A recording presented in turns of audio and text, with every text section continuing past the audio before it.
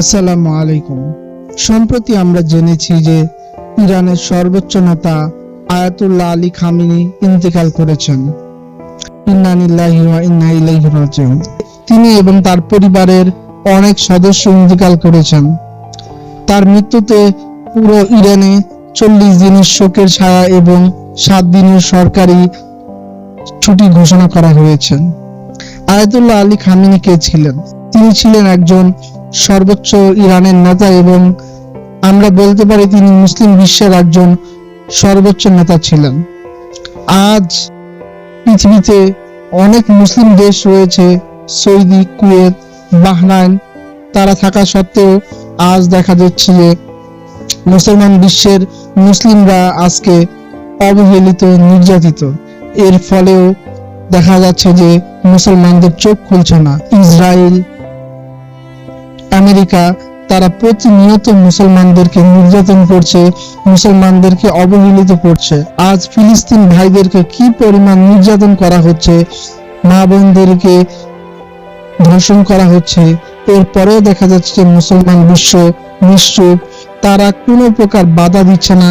তারা আমেরিকার গোলামি করে যাচ্ছে এবং ইসরায়েলিদের সাথে সম্পর্ক ঘনিষ্ঠ করে যাচ্ছে। একমাত্র ইরান একটি দেশ যারা কিনা মুসলমানদের পক্ষে ছিল, সবসময় তারা ফিলিস্তিনিদের পক্ষে ছিল, মুসলিম বিশ্বের পক্ষে ছিল। আজ তাদের উপর আমেরিকা এবং ইসরায়েলিদের নৃশংস হত্যাযজ্ঞ চালানো হয়েছে এবং ইরানের সর্বোচ্চ নেতা আয়াতুল্লাহ আলী খামেনিকে হত্যা করা হয়েছে।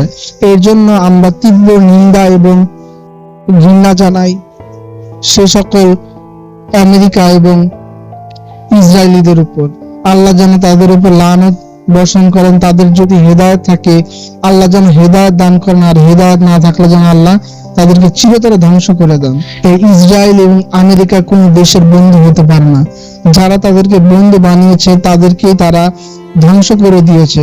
আজ মুসলিম বিশ্বকে তারা ধ্বংস করার জন্য মুসলিম বড় বড় দেশগুলোর সাথে তারা বন্ধুত্ব করেছে, কিন্তু মুসলিমদেরকে এখনো হুঁশ ফিরে আসেনি। যখন তাদেরকে ধ্বংস করবে তখন তারা হুঁশ ফিরে পাবে। আজ মুসলিমদের উপর এত অত্যাচার করছে, এরপরেও তারা নিশ্চুপ। আমাদের এখনো সোচ্চার হতে হবে এবং মুসলিম বিশ্ব যদি একত্রিত হতে পারত তাহলেই এই মুসলিম বিশ্বের দিকে কেউ চোখ তুলেও তাকাতে পারতো না।